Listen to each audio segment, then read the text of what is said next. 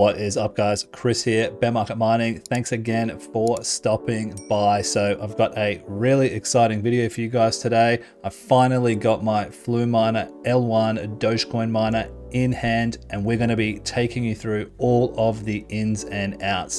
So we'll look at the setup, we'll look at the price, the efficiency, the profitability, everything you need to know if you're considering looking at getting one of these miners. So without further ado, let's get into it.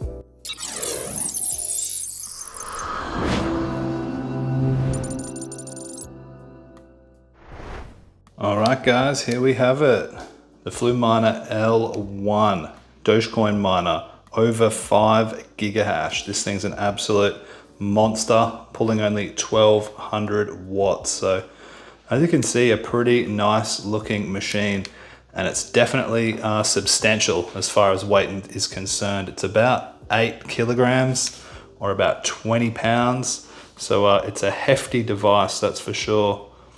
So let's have a look at some of the features. We can see on the back here, we've got our power outlet. Now, that is a 16 amp plug it comes with.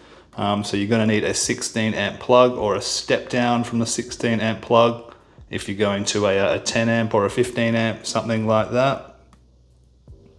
We've got 2 little fans on the back here. This is where the power supply is at the very back here. Nice little antenna, that's for our Wi-Fi.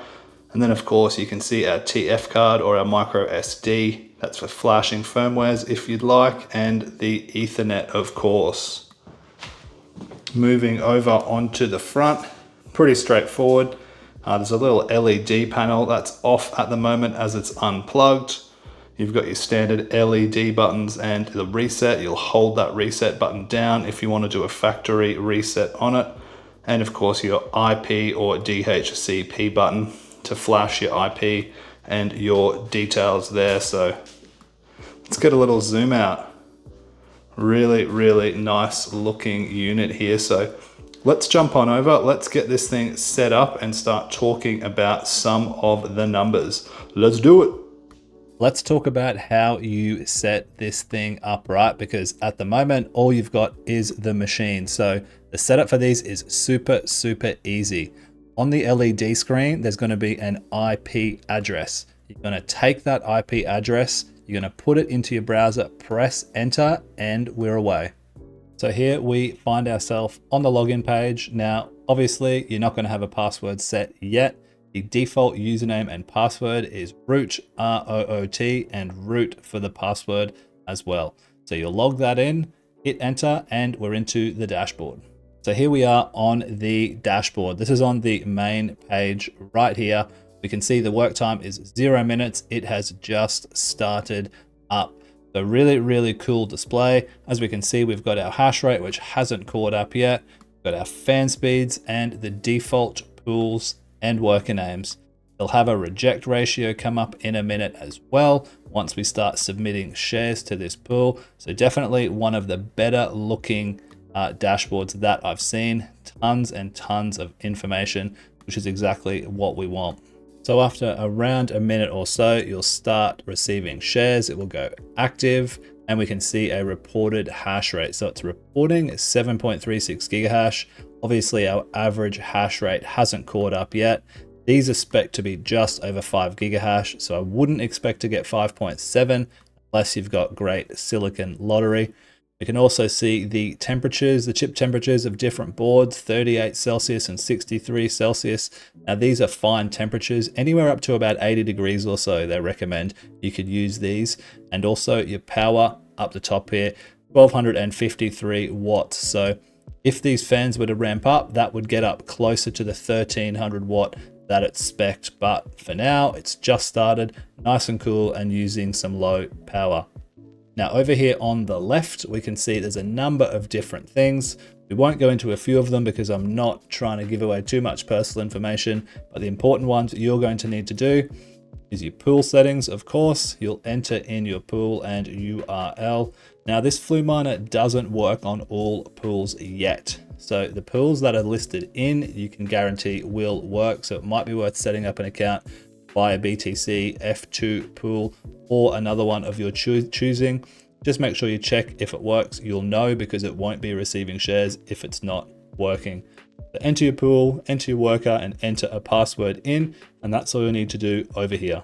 Moving down into the Wi-Fi settings, it does have that Wi-Fi dongle. You can enter your Wi-Fi and your SSD in here. This is your Wi-Fi address and your password if you don't want to use an Ethernet cable. There's firmware upgrades. Now they will be coming out shortly. There are a couple of issues with the current firmware. You noticed over on my main page, my status was giving me an error code. Now it is working fine, but that should be eliminated within the next firmware update. In here, we've also got our password that you'd need to change. Make sure you keep it safe, very self-explanatory. We've got system logs, miner logs, reset and reboot the miner. So that's all we really need to look at in here. These are all very, very similar. If you need any more help setting this up, leave me a comment or join the Discord. The link's in the description and we can talk you through all of that. Next up, let's start talking about some numbers, profitability, efficiency, price, all of that good stuff. Let's talk about specifications. So we're over here on cryptominerbros.com. We can see right here, we have the Fluminer L1 Dogecoin miner. So right now they're $3,449 US. So not a cheap little unit by any means. Definitely a solid chunk of bread if you want to get yourself into one of these ones, but profit numbers will come at the end. So we'll look at that in a little bit. But for now, the specs, what can we expect out of this? So the L1, it's manufactured by Fluminer, as we know, and it is a script algorithm miner. So Dogecoin, Litecoin, all of those sorts of things, you can mine with this, anything on the script algorithm. It was released in January, so it's about 4 or 5 months old at this point. The size, 450 mil by 130 by 300. So it's basically, you know, a rectangle standing on its side. The weight, 12.8 kilos. So it's definitely a chunky boy, this one. You'll notice the weight in it straight away. I like solid miners. I like the feeling of the density of it, knowing that you're actually getting something for your money. The noise, 45 decibels. Now this does have 3 fans on the front, 3 fans on the back, and 2 PSU fans. But considering all of that, only 45 decibels. So it's not going to be a really, really loud miner, not like those big ASIC miners, you know, that often you need to host and pull 3 times as much power. Compatible for 110 to 240 volts, so you can run it anywhere in the world, provided you've got sufficient ampage out of your outlet. A 10 amp 240 or a 15 amp 110 I'd recommend, just so you've got enough headroom in there, as it's pulling 1300 watts. So not a huge amount of power considering what you're getting out of it, but you know, there's still a bit of wattage and heat to contend with, so bear that in mind. It does have Ethernet, it does have Wi-Fi. It also comes with a 365-day warranty on Crypto Miner Bros. So you can rest assured with this, if you had any issues with 365 days, you're going to be able to get your money back, given it's a manufacturer's issue and not some sort of tinkering that you've done with yourself. And if you did want to grab yourself one of these, you can get them on cryptominerbros.com. I am an affiliate with them, full disclosure. You can use my code BEARMINER, save yourself 70 bucks if you wanted to get one. But make sure you do your own research, obviously, before you get into anything like this.